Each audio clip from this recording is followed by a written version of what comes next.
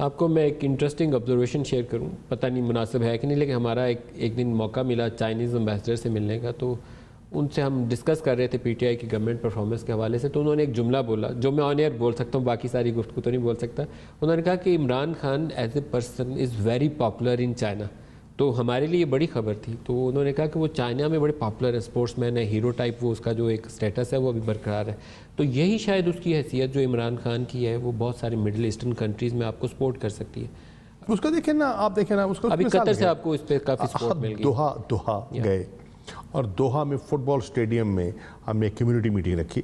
تو بند کمروں میں کمیونٹی ہالز میں میٹنگز ہوا کرتی تھیں، 5 اسٹار ہوٹل کے چھوٹے سے کمرے میں ہوا کرتی تھی. قطر کے فٹ بال اسٹیڈیم میں ہم نے کمیونٹی میٹنگ رکھی اور آپ نے دیکھا جو رسپانس تھا.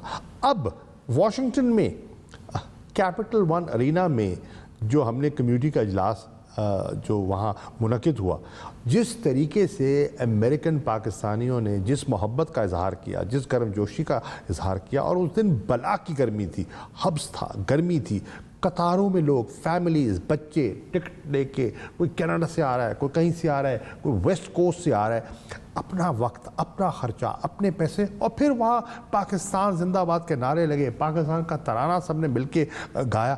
تو یہ جو ماحول اور یہ جو سپورٹ ہمیں ملی ہے، یقین جانے نیکسٹ ڈے وائٹ ہاؤس کی میٹنگ کے بعد سیکرٹری پومپیو تشریف لائے پرائم منسٹر سے ملنے. میں ساتھ بیٹھا تھا، تو انہوں نے کہا کہ ہم جب آپ کا وہ جو اجلاس دیکھ رہے تھے، وہ تو لگ رہا تھا کہ پاکستان کے وزیر اعظم کو نہیں، کسی راک سٹار کو ریسیپشن مل رہا ہے. لیکن ایک چیز آپ ذہن میں رکھیے، جو راک سٹار والا ان کو ویلکم ملتا ہے دنیا میں، ان کو اس کو کنورٹ کرنا پڑے گا گڈ گورننس میں پاکستان میں، جو آپ 10-11 ماہ میں نہیں دے پائے. آپ کو کیپٹلائز کرنا ہے اس پاپولیرٹی کے اوپر جو عمران خان کیری کرتا ہے، لوگوں کو ڈیلیور کرنے کے لیے. وہ نہیں کر پائے تو آپ کے لیے وہ راک سٹار زیادہ دیر کریڈیبلٹی برقرار نہیں رکھ پائے گا. آپ بالکل صحیح کہہ رہے ہیں، گڈ گورننس ہمیں دینی ہے، دینی چاہیے.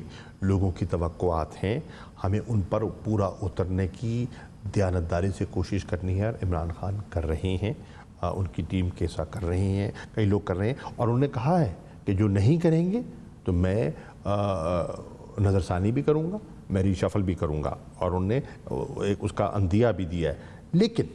لیکن میں ایک آپ کے ذریعے پاکستانی شہریوں کو اور عوام سے کہنا چاہوں گا، 10 ماہ میں ہم سے یقیناً ان کی توقعات پر ہم اتنا نہیں اترے ہوں گے جتنا وہ توقع کر رہے ہیں. مطلب خواہشات بھی تو بے پناہ ہے نا لوگوں کی. لیکن 2 دن سے آپ دیکھ رہے ہیں کراچی کی صورتحال کو، جو 10 سال سے بیٹھے ہیں اور وہاں 2 بارشیں پڑتی ہیں، اور آپ دیکھ رہے ہیں نظام دھرم برم ہو گیا، سکول بند ہو گئے، دفاتر بند ہو گئے، پورا کراچی جو ہے وہ جسے کہتے ہیں نا پیرالائز ہوا ہے 10 سال سے.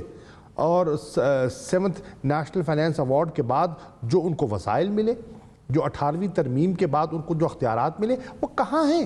تو جب لوگوں نے وہ برداشت کیا ہے تو تھوڑا سا موقع پی ٹی آئی کو، عمران خان کو بھی دے دیجیے.